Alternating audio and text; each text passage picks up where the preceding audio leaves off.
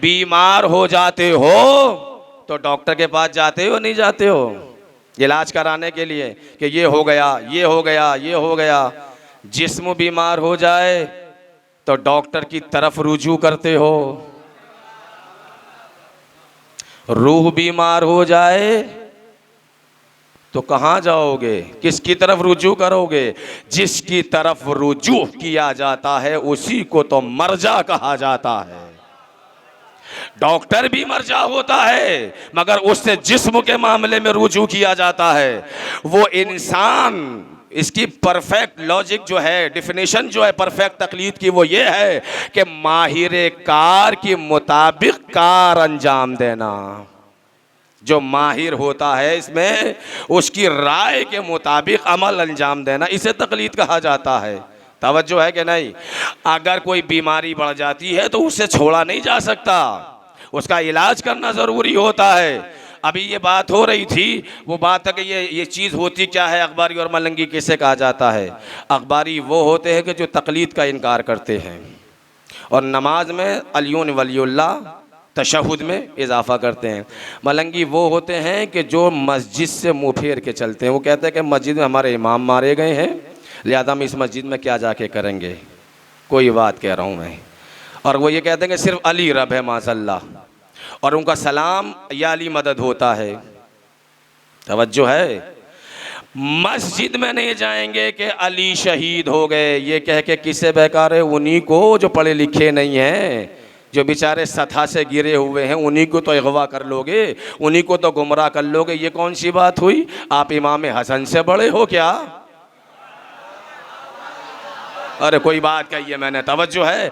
आप इमाम हसन से बड़े हैं क्या? 19 रमज़ान को जब मौला को तलवार लगी थी, उसी मुसल्ले पे उनके बाद नमाज किसने पढ़ाई? अल्लाहु अकबर। तवज्जो है कि नहीं है? अभी तक तो मामला उधर का चल रहा था, और जब मिलते हैं ये, आपको ना मिले होंगे, मेरा पाला बहुत पड़ा है इनसे। मैंने बेंगलोर के अंदर अशरे पढ़े, मजलिसें पढ़ी है बेंगलोर के अंदर, पूरी टोली रात के 4 बज जाते थे, मेरे पास आके बैठते थे और इसी के ऊपर बहस होती थी। जब ये लोग मिलते हैं तो ये कहते हैं सलामुन अलैकुम, वो या अली मदद, या अली मदद कहते हैं, सलाम तो करते नहीं है वो, या अली मदद कह के मिलते हैं। जिसके नतीजे पे आलम इस्लाम ने हमारे ऊपर कुफ्र का फतवा लगा दिया कि ये लोग इस्लाम के कानून को नहीं मानते, ये तो या अली मदद कहते हैं। वो सबको ही समझते हैं, उनको क्या पता कि कुछ है लोग बस। तवज्जो है? या अली मदद, तवज्जो दीजिएगा। मगर याद रखिएगा, जनाबे फिजा को जानते हो या नहीं जानते हो? जनाबे फिजा एक बार हज के लिए निकली थी, सहरा में गुम हो गई, रास्ता भूल गई थी। एक मर्द अरब सामने से आ रहा था, उसने कहा कि बीबी क्या रास्ता भूल गई हो? जनाब फिजा ने फौरन कहा, तवज्जो दीजिएगा, जनाब फिजा ने कहा कि पहले सलाम बाद में कलाम। आप यहाँ नहीं बोले, मुझे पता है कि पहले सलाम बाद में कलाम। तो ये तो कानून इस्लाम का है ना कि जब एक दूसरे से मिलो तो सलाम करो, उसके बाद में कलाम करो। क्या इमाम हुसैन से ज्यादा शरीयत समझ में आ गई, या अली मुर्तजा से ज्यादा शरीयत समझ में आ गई? जब पैगंबर चादर के नीचे आए थे तो सलाम करके इजाजत ली थी या अली मदद कह के कहा था? अल्लाहु अकबर। तवज्जो नहीं दे रहे भाई आप। बताइए तो सही कि जब इमाम हसन आगे बढ़े थे, इमाम हसन ने यह कहा था, या अली मदद या रसूल अल्लाह, इजाजत है कि मैं दाखिल अहले बैत हो जाऊं? अस्सलामु अलैका या जद्दा, अस्सलामु अलैका या रसूल अल्लाह। तवज्जो है? सबने सलाम किया, उसके बाद इजाज़त ली, तब दाखिल हो गए। एक साहब मुझे बेंगलोर में मिल गए थे, बड़ी दिलचस्प बात है। उन्होंने कहा कि मौलाना आप भी आली मदद कहा करें। मैंने कहा बैठ जाइए, तशरीफ़ रखिए। अब वो ये समझ रहे थे कि अगर थोड़ा बहुत मामला होगा तो वो, अब हमने सेट किया। तवज्जो है? मैंने उनसे कहा कि एक शर्त पर, एक बात आप मेरी माने, एक बात मैं आपकी मानता हूँ। तवज्जो दीजिएगा। कहा कि वो क्या? जब मैंने ये कहा कि मैं आपकी एक बात मानता हूँ, आप मेरी एक बात मानते हैं, तो समझेगा शायद बात बन गई, यानी ये भी हमारे हलके में आने वाले हैं। तवज्जो है कि नहीं भाई? कहा कि क्या बात है? मैंने कहा देखो, इस्लाम का कानून यह है कि महल्ले इस्तेमाल देखा जाएगा। मैंने कहा या अली मदद कहने से मुझे इनकार थोड़ी है, या अली मदद मेरा ईमान है, मेरी जान है, मेरी शान है, तवज्जो है, मगर महल्ले इस्तेमाल देखा जाएगा। इस्लाम ने यह कहा है कि जब एक दूसरे से मिलना तो सलाम करना, और जब ठोकर खा के गिरना, तवज्जो है, जब एक दूसरे से मिलना तो सलाम करना, और जब ठोकर खा के गिरने लगो तो या अली मदद कहो। कहा कि नहीं आप या अली मदद कीजिए। मैंने कहा ठीक है, आज से आप भी उसूल बदल दीजिए, तवज्जो दीजिएगा। जब कोई आपसे मिले, दिल लगाइएगा, तो कहना या अली मदद, और जब ठोकर खा के गिरो तो सलामुन अलैकुम, सलामुन अलैकुम, सलावत पढ़े मिल चुके मोहम्मद वाले मोहम्मद पर। कैसा लगेगा? कैसा लगेगा? जब ठोकर खा के गिर रहे होंगे और नाक ज़मीन में रगड़ रही होगी, वहाँ सलाम हो रहा होगा। ज़रा खाका बनाइए जहन में, कितना अच्छा मंजर होगा वो। तवज्जो है, इस्लाम दीन दीन अक्ल है, बेअक्ली का नाम इस्लाम नहीं है। तवज्जो है, जहाँ पुकारना है वहाँ पुकारिए, और जो इस्लाम ने बताया है।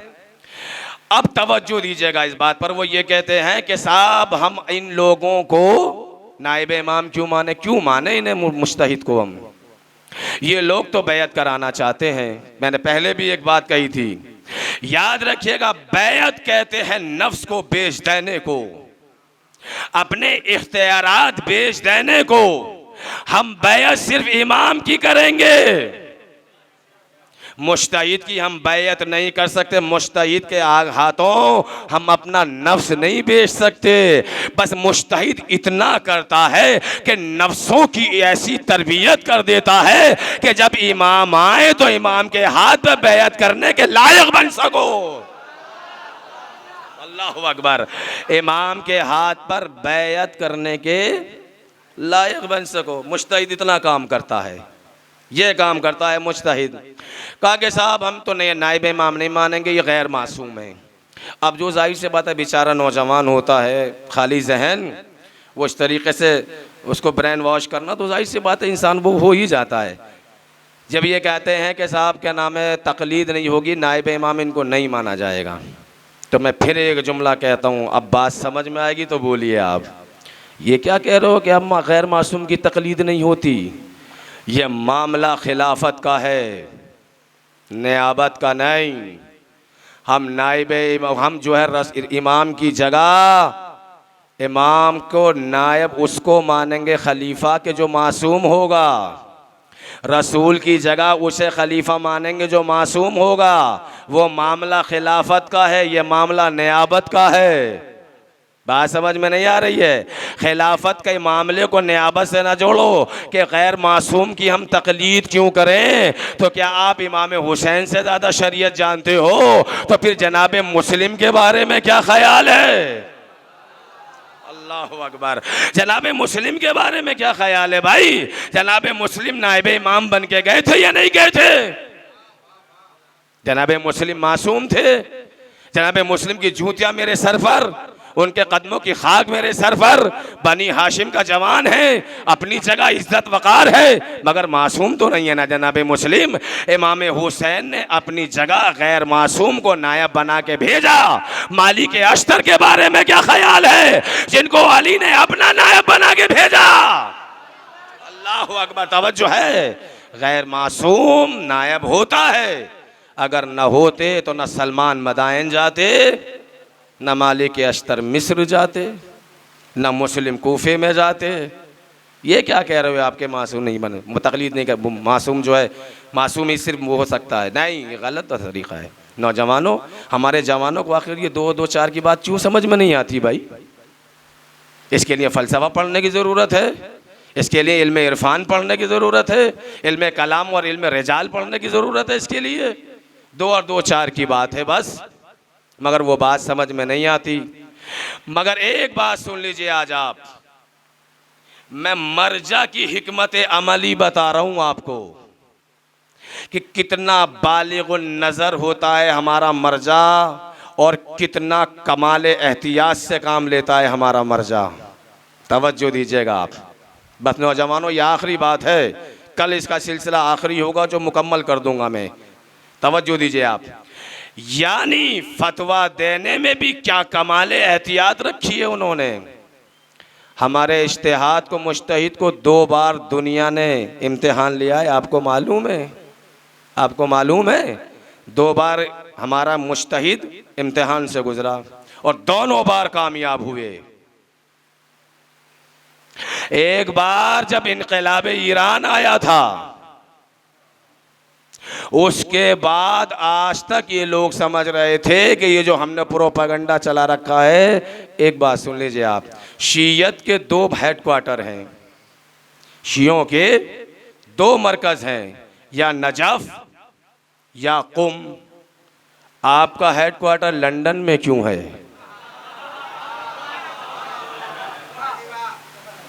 मेरे हाथ खाली रह गए, मुझे बहुत उम्मीद थी आप लोगों से है। हमारा मरकज या तो नजफ है या कुम। इन लोगों का हेडक्वार्टर लंदन में क्यों है भाई? तवज्जो है। इसका मकसद है कि कोई पावर है पीछे जो काम कर रही है। ये आलमी सतह पे काम हो रहा है, पैमाने पर काम हो रहा है। तवज्जो देते रहिएगा इस बात पर। जब एक बार ईरान के अंदर आजमा लिया इनकलाब ईरान पर आयतुल्लाह खुमैनी को, और एक बार इम्तिहान दोबारा हमारे रहबरों का हुआ 2017 में। कोई इतना छोटा तो नहीं बैठा मेरे सामने जो 2017 से गुजरा ना हो। 18, 19, 20, 3 साल की तो बात है। आप सोच रहे हैं कि 2017 में कौन सा इम्तिहान हो गया? तवज्जो दीजिएगा। जब ये दुनिया ने आजमाना चाहा कि मरजइयत में अभी पावर है कि नहीं, मरजइयत में अभी ताकत है कि नहीं, एक मर्तबा रात के 12 बजे इराक से आयतुल्लाह सिस्तानी ने कहा कि कल ईद होगी। 2017 की ईद भूल गए आप। इसका मतलब क्या हुआ था? चांद में मुजब्जब हो रहे थे या नहीं हो रहे थे? एक मर्तबा था, इतनी है, शाम के 8 बजे क्यों नहीं कहा उन्होंने? है ना, रात के 9 बजे क्यों नहीं कहा उन्होंने? 12 बजे के बाद में फतवा हुक्म आया कि देखो कल ईद होगी, और कल ईद हुई। पूरी दुनिया ने देखा कि ईद वही हुई जो आयतुल्लाह सिस्तानी ने कहा था। उसने देखा अच्छा मरजइयत में अभी पावर बाकी है। इसका मतलब तवज्जो है, ये निज़ाम जिंदा निज़ाम है, ये निज़ाम जिंदा निज़ाम है। दाइश जो करबला की तरफ बढ़ रहा था, आयतुल्लाह सिस्तानी ने क्या कहा था कि आपके ऊपर जिहाद किफ़ाई वाजिब है। वाजिब नहीं, जिहाद ऐनी नहीं, वाजिब किफ़ाई। क्यों नहीं कहा वाजिब ऐनी वाजिब? जिहाद वाजिब है। अगर वो जिहाद वाजिब ऐनी करार देते थे तो आप पे भी वाजिब हो जाता और मुझ पे भी वाजिब हो जाता। जो ना जाता वो गुनहगार होता। मगर वो हुकूमती मामलात को समझ रहे थे, वो सरहद की मजबूरियों को समझ रहे थे। उन्होंने अहले इराक के लिए फतवा दिया कि आपके ऊपर अब जिहाद किफ़ाई वाजिब है। क्या कमाले एहतियात फतवे में जवानों, फख्र करो ऐसे उलमा के ऊपर। क्या एहतियात है? किफ़ाई किसे कहते हैं, वाजिब किसे कहते हैं? वाजिब ऐनी की किस्में है ना। वाजिब ऐनी कहते हैं जैसे सुबह की 2 रकत नमाज आप ही को पढ़नी है, आपका भाई पढ़ेगा तो आप पे से उतरेगी नहीं, इसे कहते हैं वाजिब ऐनी। वाजिब किफ़ाई कहते हैं इतने बड़े मजमे के अंदर किसी ने आके कहा सलामुन अलैकुम, अगर एक ने भी जवाब दे दिया तो सब पे से अजाब उतर जाएगा। किसी मोमिन की मैयत हो गई है, वाजिब किफ़ाई है कि उसकी तदफीन हो, नमाज हो। अगर एक ने भी पूरे शहर में पढ़ दी, अकेले ने खड़े होकर उसके मैयत पे नमाज, तो पूरे शहर पे से अजाब उतर जाएगा। अगर एक ने भी नहीं पढ़ी तो पूरा शहर मुस्तहक़ रहेगा। तवज्जो है, इसे कहते हैं वाजिब किफ़ाई। यानी अगर एक करे तो बाकी बचे। मैं कोई बात कहने जा रहा हूं, अगर एक कर दे तो बाकी बचे रहे। आयतुल्लाह सिस्तानी ने कितनी बालिग़ नज़री से काम लिया है। ये कहा कि अहले इराक तुम्हारे ऊपर जिहाद वाजिब किफ़ाई है। अगर किसी घर के अंदर 4 बेटे हैं तो एक को महाज पे भेजा, और 3 को घर में रखा कि तुम घर में रहो ताकि तुम जाके रोजे बचाओ, इसलिए भेजा कि रोजे बच जाए। घर में इसलिए रखा ताकि नस्लें